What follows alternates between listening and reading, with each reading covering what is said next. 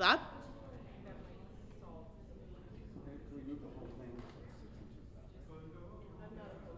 Are you guys okay with that? This way? Let me know when to stop.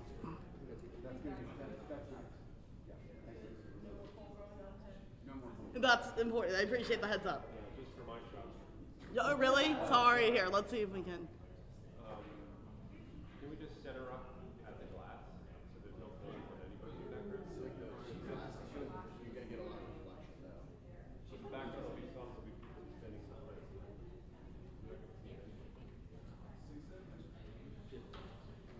Let me see. I'm okay with that. I mean, she's gonna be just slightly back. I don't like that. If I count. If you. Sure, we can. That is not good. Okay. What are you thinking? I'm gonna want our shot here. Yeah. We can accommodate that. All right. Hey, so I'm Sam. Nice to meet you. Nice to I think meet we you. texted it, so nice to meet you in person. Yes. How Awesome. are you? Good. How are you? Good. It wasn't too hard to find. Okay, perfect. Can you stand here? Yep, I will stand here. Definitely more lit than anything else.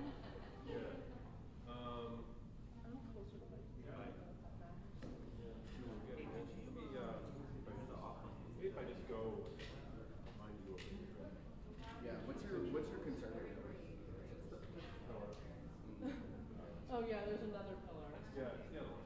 So, you know what I'll do? I'll just maybe go behind you.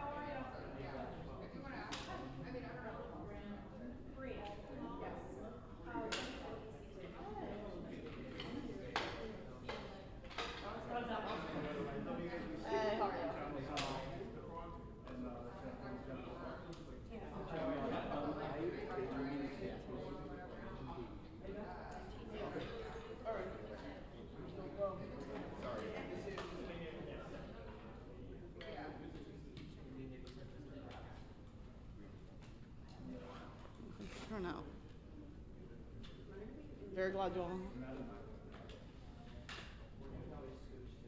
If folks want to use the mop box, it's up. I mean, my audio is great right now. Okay, okay. That's okay. Just giving that as an option. You're good. You're good with your mic here. Cool.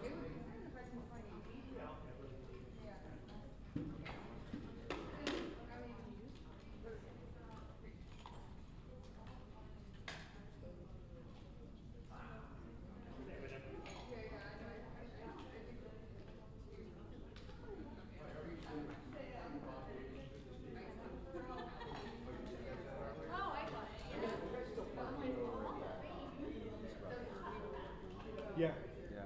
yeah, that's, cause I'm, the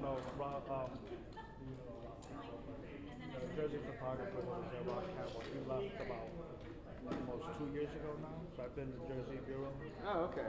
so I don't go into the city anymore. I will every once in a while. Yeah. We only have one reporter and they're not a photographer, they'll move me in, but other than that. Yeah, I see you parked there all the time. In the East Rutherford. Yeah, I live right by there. If you're Okay. in the lake. Oh, okay. Yeah, it used to be Use the the restroom or something. It used to be the Malo building. Now it's Does no one want the Optum. mop box? I think I'll be all right here. Thank you, though. Yeah. What would you like? No, I could if Card, you know. let We're, me see if he wants it real quick. no, I'll run it off. You'll and mic just it here, just alright. make it easier.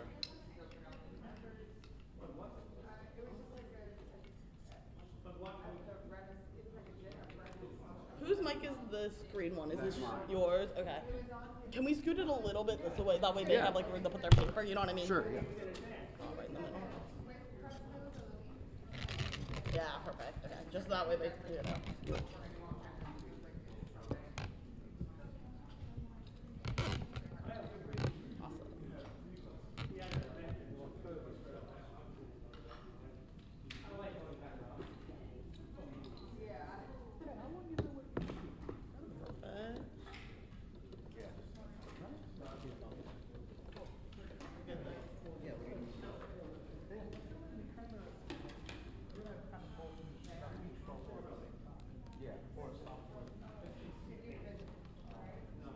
Yeah, I ran into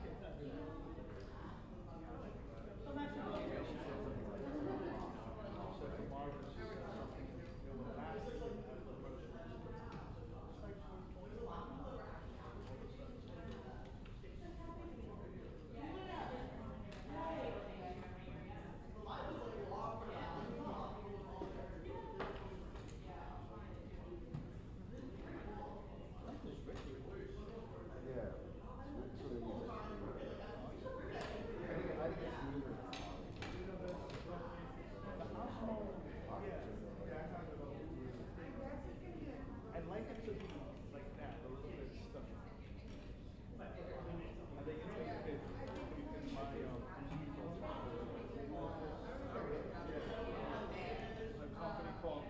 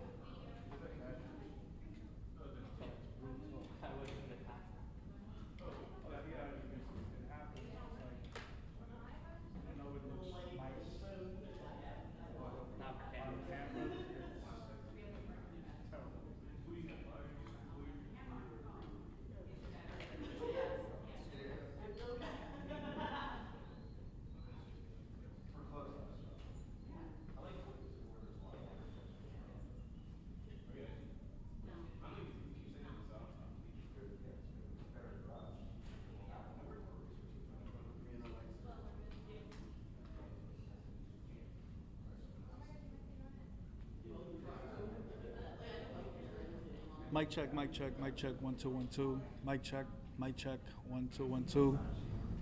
You good, brother? Check, 1 2 1 2. Mic check, 1 2 1 2 1 2. Mic check. Mikie Sherrill, podium. Mic check, 1 2 1 2. You good? Bree, you good? Thank you. Check. You got it? Check, Okay, check. thanks, brother. You good? Ted, you need a mic? You need a mic check? You good? I already did. Next. You got it.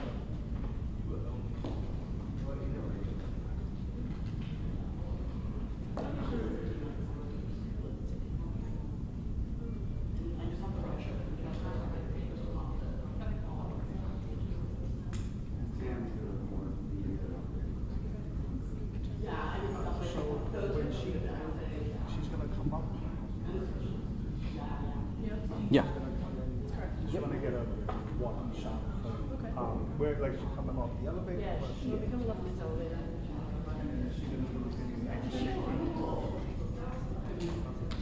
We're gonna do pictures first. We're gonna do pictures first. So when she comes, you're gonna do pictures downstairs or up here? But she's gonna come out, so okay, even when you do pictures, will you have a heads up when she's like kind of coming up?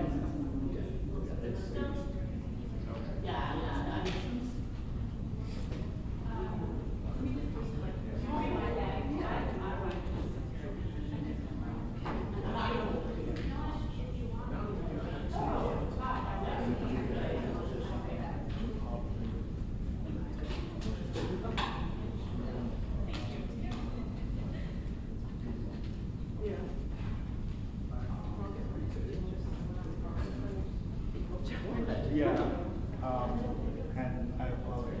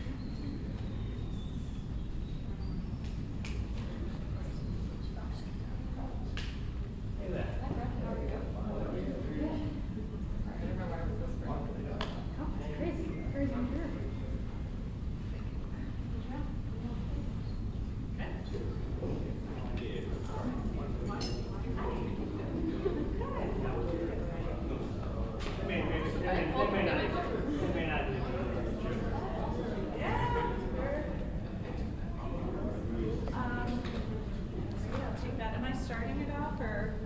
No. Okay.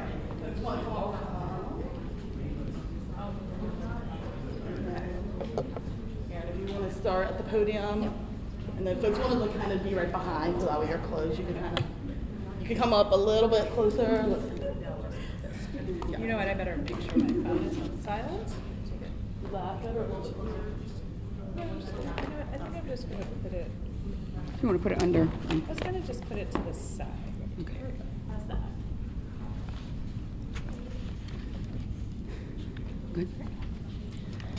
Good afternoon. My name is Erin Popolo, and I'm from South Brunswick. In 2021, I lost my 17-year-old daughter, Emily, to suicide after she was cyberbullied on social media. And to add insult to injury, the bullies then logged into her funeral, which was held virtually due to COVID restrictions, and they took it over and continued their attacks on my baby, threatening to blow up the funeral home and her casket to ashes. Children's online safety has become a hot topic as it explodes in today's society. Our children are becoming dehumanized behind a screen, as evidenced by their egregious behavior during my daughter's funeral. Children are growing up on screens, which is affecting their connections to others and is impacting every aspect of their mental health. Our children are dying. Big tech has a responsibility to protect our children on their platforms to keep them safe. They need to stop putting profits over people. They need to stop designing platforms with algorithms that addict our children. They need to stop promoting harmful content to our most valuable resource. I have been fighting for online safety for 4 years at the federal level, which in today's climate is fighting a losing battle. We as parents will need to rely on our state laws to make the desperately needed changes. When we give our children access to the world through technology, we must remember that we are also giving the world access to our children. This must change. Mikie Sherrill is the only candidate for governor here in New Jersey who is even talking about this. Her New Jersey online safety agenda calls for age-appropriate design, phone-free schools, requirements for social media warning labels, creation of a public awareness campaign for kids and their parents to help them understand the dangers lurking online and how to best keep our children safe. She will require responsible development of AI and protect everyone against deepfakes. Mikie is committed to holding social media companies accountable and requiring transparency from them in a time where social media isn't going anywhere. As a mom, I know she truly understands how critical this online safety agenda is and how urgently it is needed as big tech is miserably failing our children. We need to act now, New Jersey. We need to elect a governor who will prioritize our children and their safety in a world that has become so dependent on screens and technology. Let's lead this fight to protect our kids with Mikie Sherrill. Thank you. I'd like to introduce our next speaker, Felicia Horn. Hello, everyone. Good afternoon. My name is Felicia Horn, and I'm a licensed clinical social worker in the state of New Jersey. I'm also the founder of a group practice in Essex County that serves all ages, but was founded based on our community work with the youth. I have been practicing for the past 15 years, and what I've seen in the past 5 years is pure crisis. We are in a mental health crisis. The reality is there have been increased rates of depression, anxiety, and suicide for our youth. Emergency rooms, psychiatric facilities, schools, and therapy practices report a surge in emotional distress in our youth. Digital environments, while not the sole cause, are powerful amplifiers of stress, comparison, and disconnection. Other challenges include cyberbullying, exclusion, sleep disruption, attention challenges, and misinformation exposure. There are also emerging concerns with AI and chatbots, including emotional dependence. Our youth are going to these platforms instead of speaking with their parents, speaking with school, speaking with guidance counselors, or even going to therapy. There's inaccurate or harmful advice, and there's huge isolation risks. More and more youth are using these platforms as a replacement for human empathy, human connection, or therapy. Youth already struggling with anxiety, depression, and isolation are the ones at risk. Technology can both connect and consume us, and it is important to teach awareness and not avoidance. We must act. There are ways to build digital resilience, and we must take a stand for the support and emotional well-being of our future leaders. This is why it's so important to support this agenda, as Mikie is the only one talking about not only the fears of what's going on online, but also the mental health of our youth. We must protect our youth. Now I'd like to introduce Adam.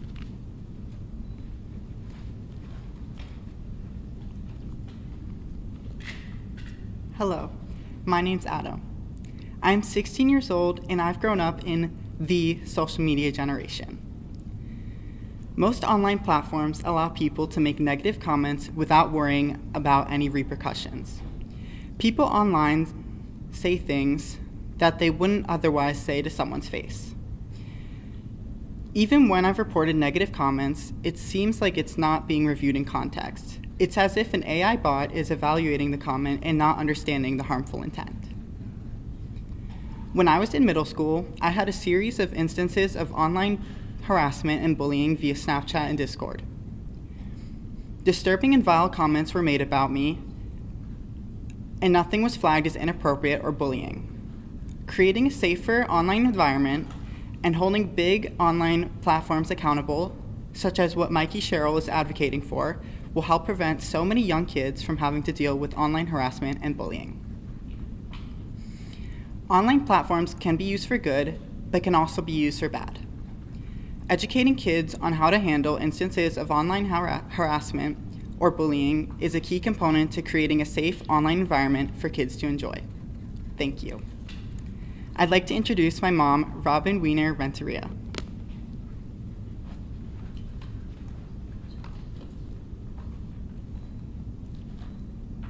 Hi, my name is Robin, and I'm from Glen Ridge, New Jersey, and I am Adam's proud mom.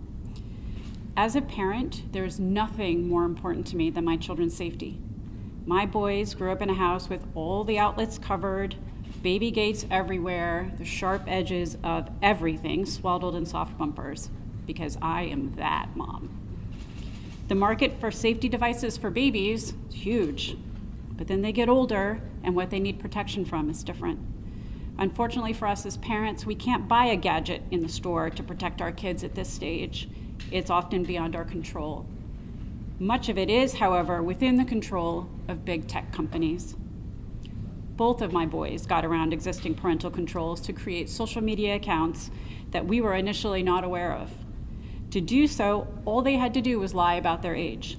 And it was easy. Count back a couple of years and boom, you're suddenly old enough to have an account to start with or to create another separate account with access to features meant for older kids.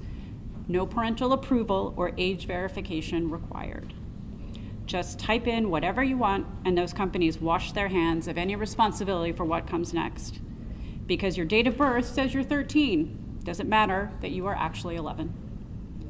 With all the billions of dollars that these big tech companies have, I simply cannot imagine that they cannot come up with ways to require actual parental approval or age verification that's accurate or a whole host of other safety measures that people smarter than me can identify. But they don't use their money that way. In fact, they work against us as parents because it makes them money. Doesn't matter to them that their algorithms fed sad and depressing content to Adam when he was sad and depressed already. Doesn't matter that they kept him in that loop, that the videos and other content they put in front of him validated that he should be sad and depressed, or that they actively worked against everything his dad, his therapist, his psychiatrist, and I were doing to help Adam find his way out. These algorithms made Instagram and TikTok money. And so my son slid closer and closer to suicide. It felt like it was us against the apps on his phone, a David and Goliath level battle if there ever was one, and it felt like we had zero chance of winning. Meanwhile, part of the reason he was struggling, he just told you about. Less than 2 months after starting a new middle school, he faced threats of physical and sexual violence, graphically described in messages on Discord and Snapchat. The words were direct, clear, and unmistakable. And yet no filter caught them, nothing was flagged, nobody alerted me as a parent that my child was being tortured and feeling unsafe. I didn't find out about these messages for 3 months until one day Adam collapsed under the weight of it all and called me crying from a bathroom stall at school. What I saw on his phone made me cry. and it made me angry. Big tech companies are just that, big and companies. They have a bottom line to protect. They aren't going to make things better simply because it's the right thing to do or because we ask them to. They won't change until it costs them more money to do the right thing. Until it costs them more money to stay the same than it does to do the right thing. They have to be held accountable for the damage their platforms can cause. Mikie Sherrill's online safety plan will hold these companies accountable for their content and, more importantly, for the algorithms that control what we and our children see on social media. Her plan will help educate us as parents on what the best research says about how and when to introduce social media to our kids. It will ensure that AI-generated content is labeled as such so that our kids and we know what's real versus what's being made up or manipulated. And it can help keep us all protected from online scams. It's a fact of life that kids live their lives online today. The least we can do as parents and adults is to make it as safe as possible for them. I'm grateful to have Mikie on our side, working to make the online world safer for everyone's kids. I am not surprised at all that she's made online safety such a key part of her plan, because she is that mom too. Thank you. And now I am profoundly honored to introduce my U.S. representative and our future governor, Mikie Sherrill. Thank you.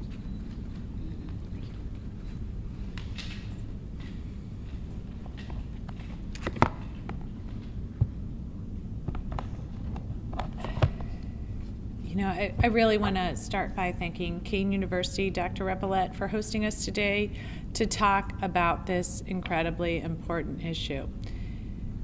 Thanks, Felicia, for sharing your insights on what you're seeing in the field. It's certainly what, as parents, we're seeing everywhere.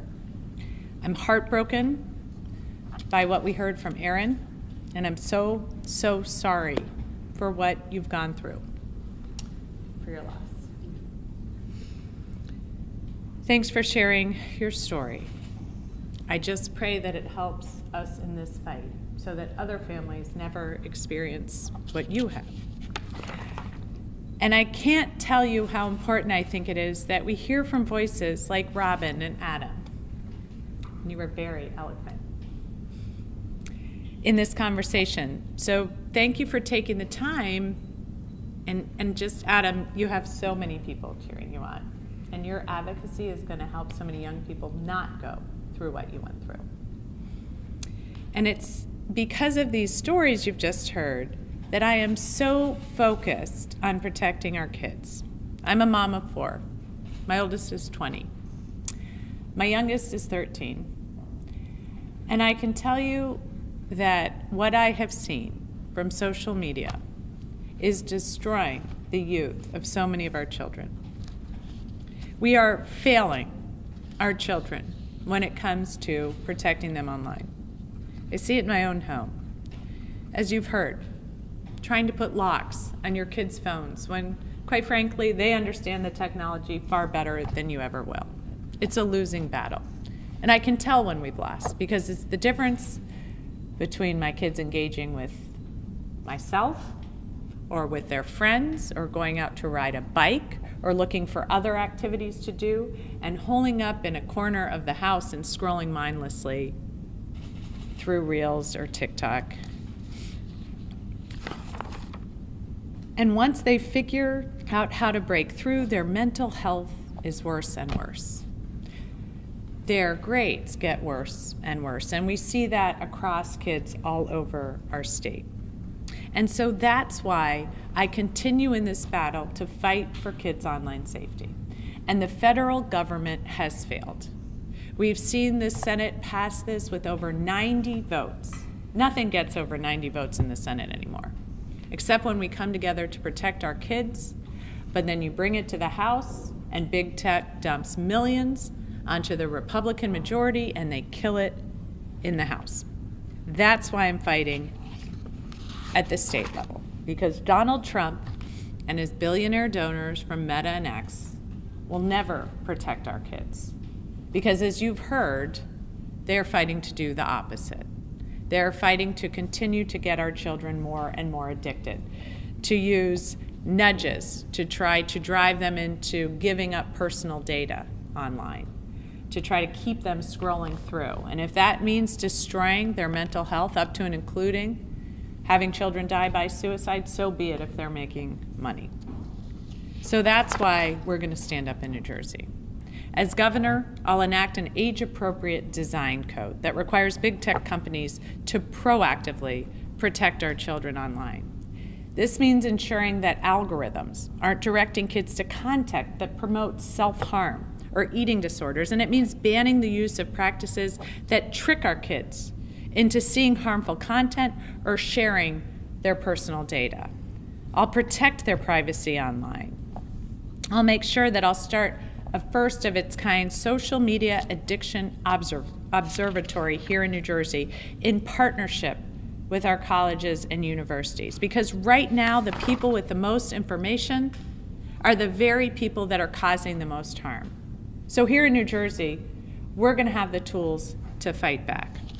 I'll continue to ban cell phones from the classroom so our kids can learn uninterrupted. And I'll develop public information and awareness campaigns for our kids and their parents, because so many of us struggle to keep up with what's happening online and how to best protect our children. It's not going to be easy, but I am committed to taking on this fight, not just for my kids, but for all of our kids.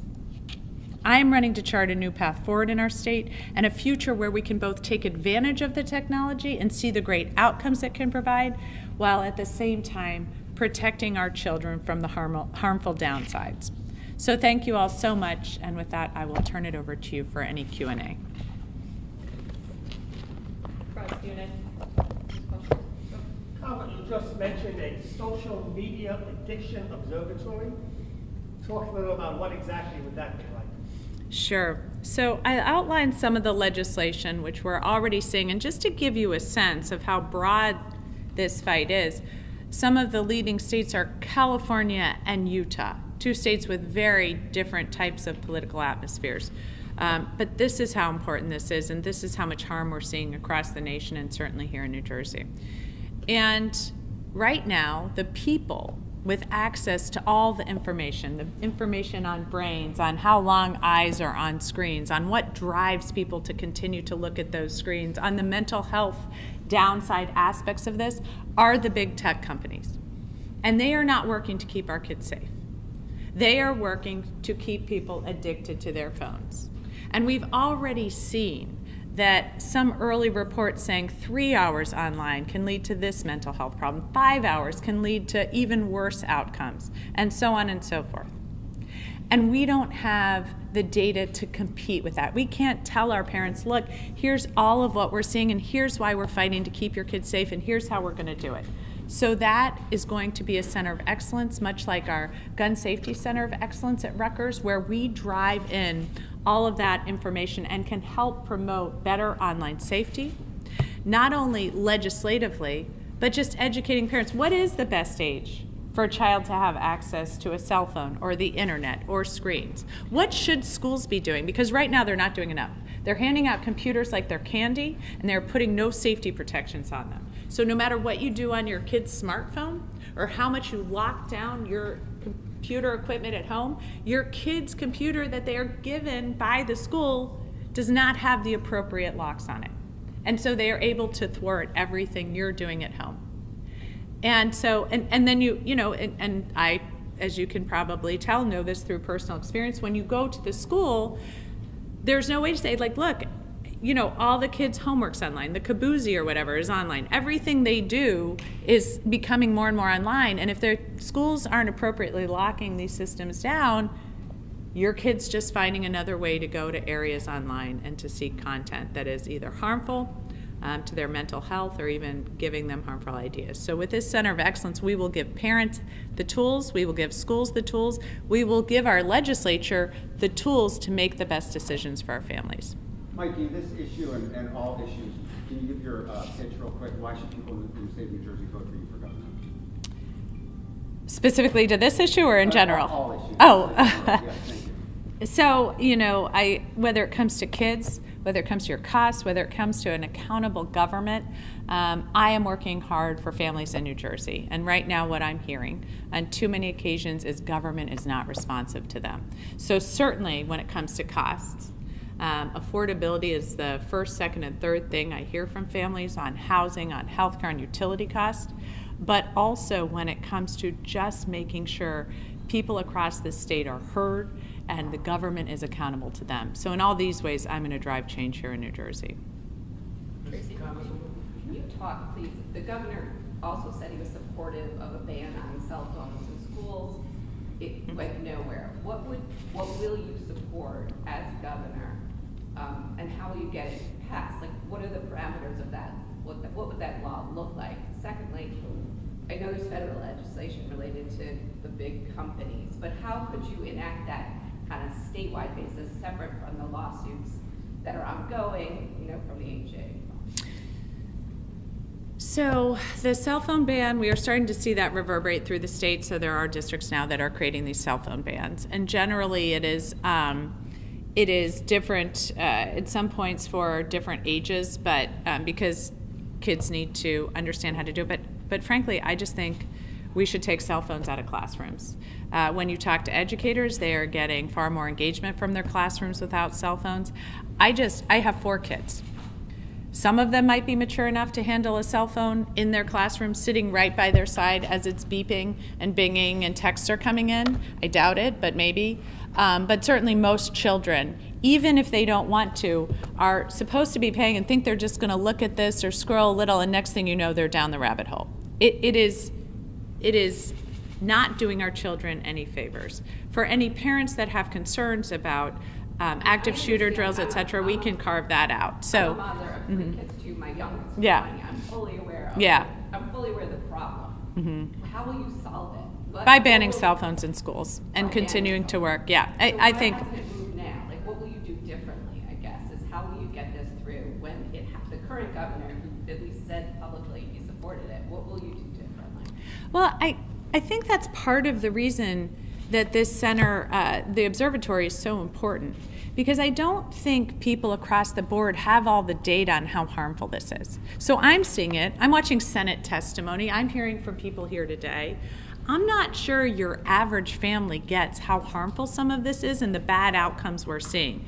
And so having the data alone is going to, I think, push this legislation to the forefront as I continue to push it from my administration, and educating people across the state on why this legislation is so important. And that's kind of the same thing that we're seeing across the country. When we're seeing some of these states, the states that do it best are the states like, look, in California, I think it's no coincidence that in California, they're moving forward quickly on this legislation because many of those parents are working at the very tech companies, and they know exactly what it's doing to the brains of their kids. So when I was, out in California 5 years ago, they were telling me that they were sending their children to schools without any screens, but right at the time when in New Jersey we're putting everyone, think that we should be giving everyone a screen to help with the future. And they're saying no screens because they know exactly what's going on in these algorithms. So California's moving past it, moving this into legislation. Utah's doing the same, moving it into legislation with some thoughtful legislators, and they are doing it in accordance with what the courts are saying, how they have to move this legislation forward. So we'll do the same here. How are you? Less than a month ago, before Election Day, what are your plans to try to see what you can do to get out the most voters on Election Day and try to go ahead and win this thing? I mean, the recent polls have showed it's neck and neck. So what are your thoughts on trying to win the election? So I guess we're looking at different polls, because most recent polls have me up by, I think, 7 or 8. And I'd like to see that grow. And so we are doing a huge field campaign across the state. We have the largest field campaign going on, I think, in our state's history. We've had millions of contacts with voters, and we are running across the state, so 21 county campaign to get out the vote everywhere. And so I, just spent the weekend largely in Hudson County and Bergen County. I've been down in Gloucester County, Atlantic County. We're just every single place. I am going to talk about how important this election is, and I am focusing on those things I'm hearing about on the ground, and that is affordability. So I've spoken to thousands of people. When you run this type of campaign, and make no mistake, we've been off to the races since the last campaign last year was over, since the presidential was over. Like the minute after, we are off to the races because we had a 6-way primary. So we had the largest turnout for any primary, in our Democratic primary, any primary that's ever been run across this state. That's the kind of enthusiasm we're seeing on the ground. So we are working to take that enthusiasm and ensure that every single person gets to the polls. That's what our field program's doing. That's what our continued communications program's doing. And that's why I'm continuing to run all over the state, which I will tell you, looks a lot smaller on a map than it is when you're running around the state. But I will continue to do that until we get every vote in. So piggybacking off of that, Axios had a report out this weekend that National Democrats are growing more concerned about this race. What's your response to that? You know, I think National Democrats are in a different place. There's only 2 places in the entire country where we have these statewide elections going on, and the other one's Virginia. And in talking to Abigail Spanberger, she's seeing the same stuff on the ground in Virginia that I'm seeing on the ground here in New Jersey. I think there is a level of engagement. I think it's different from what we saw in 2018. I think it's resolute. I think it's hardened. I think people are ready to fight hard, but not in sort of the maybe buoyant way we saw historically when we were getting women out to vote and engaged for the Year of the Woman. But this is just kind of, I think, an electorate that is ready to fight hard for the things we care about, and I think we'll see those results in November. You began to talk about certain provisions that might happen if there is an active school shooting. That's a big concern within parents if we remove cell phones from the classrooms. What were those provisions that you were going to speak of? So there are school districts that put phones in Faraday bags, for example. So you can put your phone in that before class. Some classes have the 8 to 4 designation where you kind of do it in the morning and then at the end of the day. So these are areas where I think, you know, it's really important for parents to get engaged so that we can get good outcomes. But I will also say in being a parent myself and speaking to educators and seeing the results of some of my children's grades when they have too much access to phones in their classroom, it really is just, it's this just constant, you know, I think drain on our children. I think they need some space here. And I think, as you've heard, just having that constant phone, especially if you're having bad engagement online, to just have that constant there. Kids need some space, and I think the school should provide it. Kind of sticking with the classroom, you acknowledge that kids are kind of thwarting what their parents are doing and using these school devices to get on different platforms. So removing cell phones from the classroom is removing, I guess, part of the problem. What kind of policies or things might you put in place for those school-issued devices that kids are still using to get around these parental controls? Mm-hmm. I wish it was just what you said. Unfortunately, some of these things, because a lot of times the big tech companies will say, oh, as parents, you just have to use this special device and then everything's going to be fine. You can lock down the bad content and it'll all be good. And I will tell you, and I think you've heard from other parents, it's not that simple.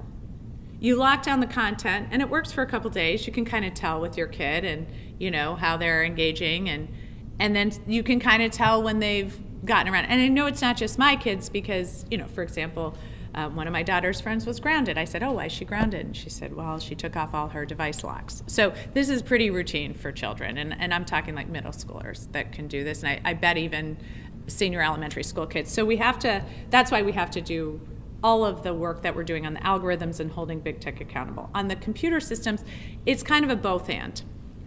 Holding big tech accountable for the age-appropriate algorithms, and that will help with our schools manage those computers as well to make sure that kids are not being directed to data where they shouldn't be or not giving their privacy data up as they shouldn't be.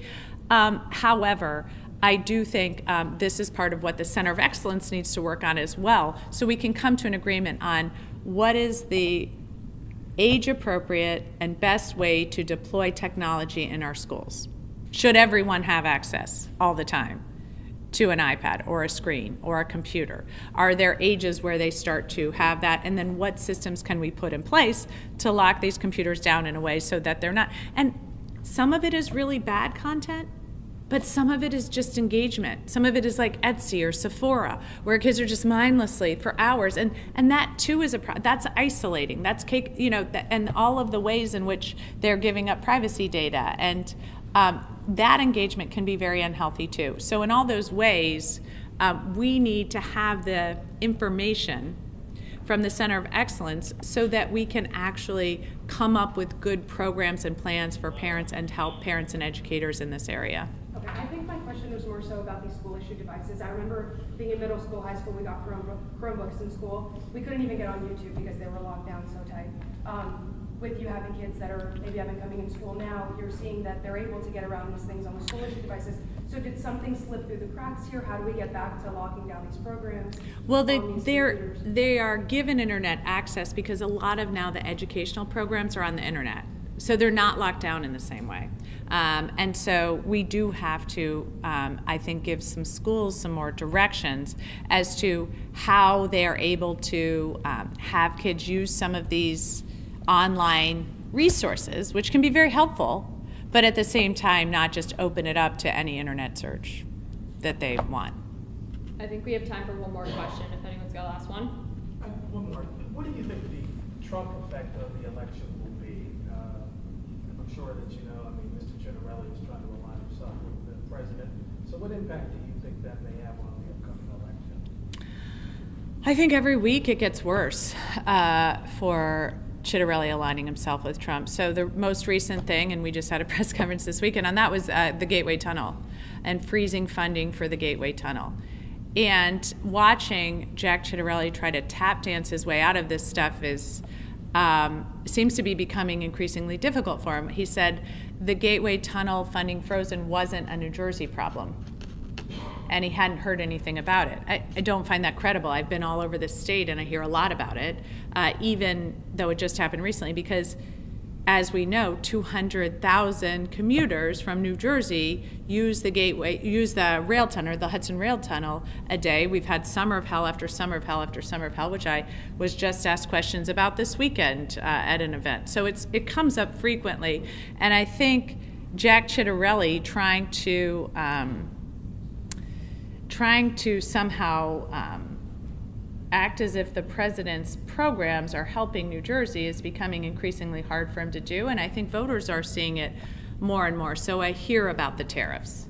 I was just down in Atlantic City maybe a week or two ago and at a sandwich shop, and the guy who was running the sandwich shop, Mike, was saying, look, it's not just food prices, it's all my utensils, it's the containers.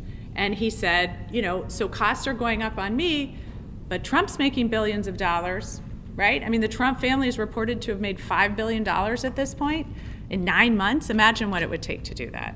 So I think voters are increasingly seeing their costs are going up at every turn, whether it's grocery costs, whether it's Amazon costs. They are understanding that with the one big beautiful bill, their utility costs, their healthcare costs will further go up, education costs will go up, higher ed costs will go up, and property taxes will go up if Trump continues to put a huge hole in some of our education funding. So again and again, I think voters are seeing Trump is costing them an incredible amount of money. And every time they go to Jack to say, what are you going to do about it? His response largely is, I agree with it.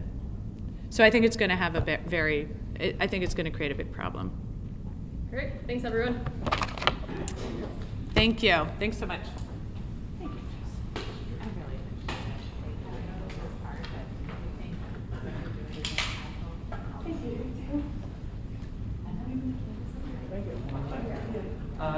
Izzy and I spoke at News Lab for a little bit.